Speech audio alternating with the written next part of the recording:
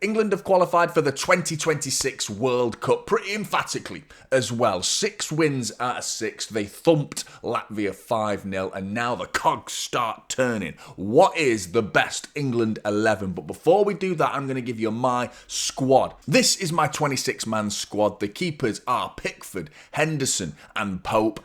I think City fans will be a little bit disappointed not to see James Trafford in there, but in all honesty, Trafford, you've made the decision to come to Manchester City. Whether he knew that he was going to be playing as understudy to Gianluigi Donnarumma for the entire season, that remains to be seen. But as a result of that, you're not playing football, unfortunately. Whereas these 3 keepers in Pickford, Henderson and Pope, they are playing at Premier League level week in, week out. So you have to go with these 3. In terms of defence, James, Stones, Livramento, Concert, Lewis Skelly, Dan Burn, Gay, Spence and Nico O'Reilly. A bit of Man City bias sneaking in there, but ultimately if you've not been watching Manchester City with a close eye, then you've not noticed Nico O'Reilly's performances. I think it's about 7 or 8 games in a row now he's played for Manchester City, and in Ryan Aït-Nouri's absence, he's been sensational. Solid as a rock. So impressive. A wand of a left foot, getting assists. He's capable of scoring goals. We saw that last season. He's a very, very competent player at left back. But we have got versatility in this squad. As you can see, the fullbacks, a lot of them, the likes of Livramento, Lewis Skelly, those 2 in particular can play both sides of the fullback, right back and left back. I think Mark Gay and John Stones and Reece James are the 3 big standout names there. But ultimately, I think that's a solid defensive squad selection we've got there. Now, onto the midfield. I think there's a lot of question marks over Jordan Henderson for me, because I think some people would like Jordan Henderson to be included in the squad for his maturity, for his personality, his know-how. I'm not too convinced with that, to be honest. I think that they keep the squad of a same ilk, same vein of thinking in terms of the age of the squad. I don't think we need to introduce an older head just for the sake of it, just because he's been to World Cup squads before. We've got Harry Kane for that, if that's the reason he's there. I mean, we've got Harry Kane for that exact reason. For me, there are players that are playing better than him, and I must admit, I've been impressed by Jordan Henderson. At Brentford, I think he's been doing really, really well. I just think there's been players that are better than him right now.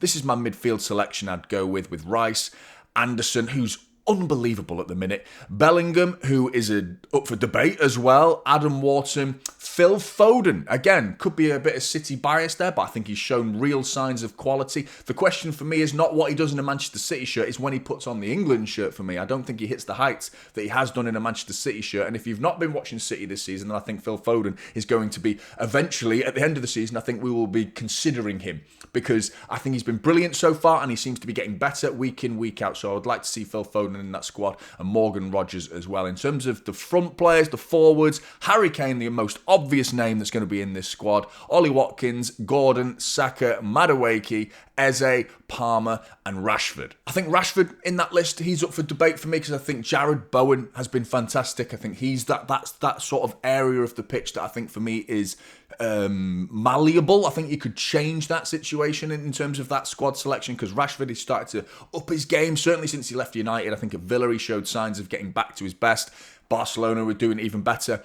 It was some wonderful goals he's been scoring there as well. So I think there's obviously talent there. Jared Bowen, for me, there's a spark about him. There's a tenacity about him for me that I do like Jared Bowen. So I would have no problems with swapping Rashford for Bowen. But what do you think in terms of the squad? Let me know your selection for the 26-man squad at the World Cup for England. Now, in terms of the best starting 11 for England, I think I want to hear your thoughts. That's most importantly. I want to hear your thoughts on this one, because I think a lot of people will disagree. Not many will disagree with Jordan Pickford. I think there'll be very few that will disagree with that as a number 1 choice for England. In terms of the centre-back options, again, you might accuse me of City bias. But no, I think John Stones deservedly so. I think the only, for me, Mark Gay alongside him, Concert, I think he's going to rotate between those 3. Mark Gay, John Stones and Concert. I think those 3 are our best 3 centre-backs. Sticking with the thinking of Henderson being experienced, John Stones is now one of the experienced heads. So John Stones and Mark Gay.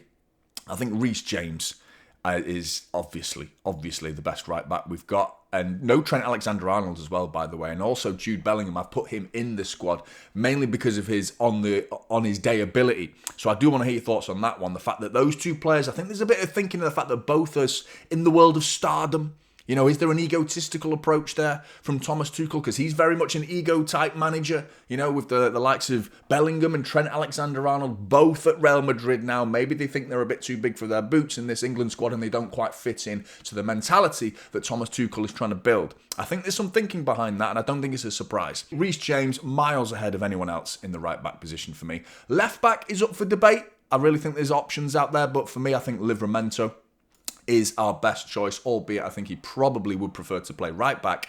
I think that versatility is there. I think Jed Spence can do a job over there. Lewis Skelly can obviously do a job over there. But as a back four, the solidity there is fantastic. And it's not like they're incapable of playing the game. Do you know what I mean? These are ball players as well. These are all four of those players are capable of coming forward. Probably a little less so with Livramento. But Reece James, you know, he's got a wand of a right foot. Can score goals, free kicks. We've seen him do that in an England shirt already. Crossing the ball, fantastic. John Stones and Mark Gay, solid as a rock and very competent on the ball. So I think that's the best back four for England.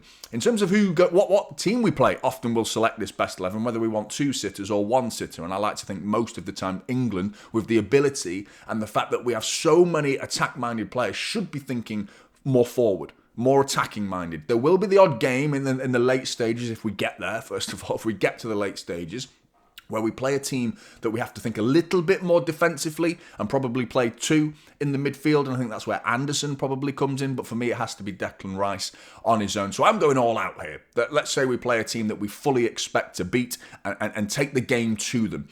As a result of that, it's what goes on in front of Declan Rice, which I think is key. I'm not convinced Bellingham is the answer. I'm kind of with Thomas Tuchel here. And the concern for me is what I've already mentioned. His ability, you know what he's capable of.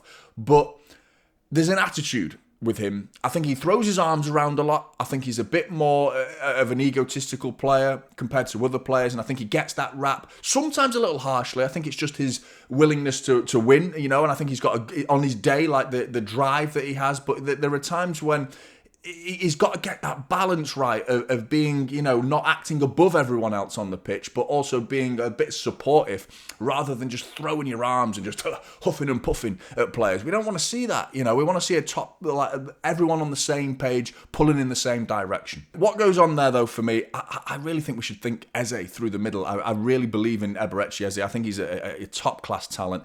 I really think he could play through the middle. And I think Cole Palmer as well. I think we've gone quiet on him. He himself has gone quiet, well, mainly due to injury, but I think he went off the boil a little bit, but we saw what he could do in that Club World Cup final.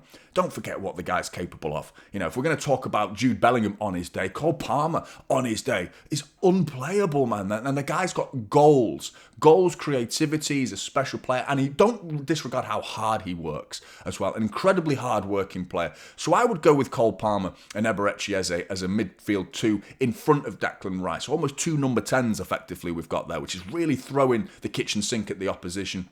And then I would go with the obvious one, obviously Harry Kane. That's an absolute no-brainer. And I think another no-brainer is Bukayo Saka. And I think on the left, we've got options. You could see Madueke possibly. He's more of a right winger, isn't he? Possibly. But I think Anthony Gordon on form, I think the way he's been playing has been deserving of that position out on the left. And I would probably stick with Anthony Gordon, in all honesty, which would be my England best 11. And I think there's so many versatile options in there. I think without going all out and playing with against a team that's more likely to present something to think about going the other way, where we might have to do a bit more defending, I would go with Elliot Anderson and Declan Rice and have Cole Palmer sitting in front of them like that. And I think that provides England a bit more stability and a bit more balance rather than overly attacking.